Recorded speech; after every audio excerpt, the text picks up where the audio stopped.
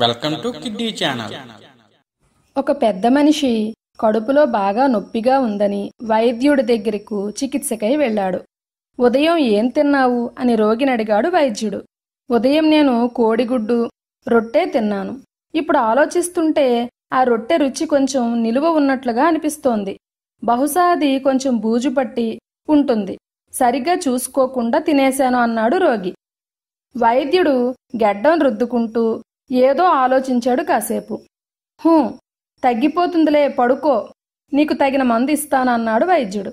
వైద్యుడు బల్ల మీద నుండి ఒక చిన్న సీసా తీశాడు. రోగి కళ్ళల్లో ఒక చుక్క మందు పోయిబోయాడు. అదేమిటి, నా కళ్ళల్లో చుక్కల మందు పోస్తున్నావు అన్నాడు ఆ పెద్ద మనిషి. ఈ మందుతో నీ కంటిచూపు బాగా మెరుగవుద్ది. నువ్వు తినే వస్తువుల్ని సరిగా చూసి తింటావు. అప్పుడు నీ కడుపు నొప్పి తగ్గిపోతుందన్నాడు వైద్యుడు. Please subscribe my channel.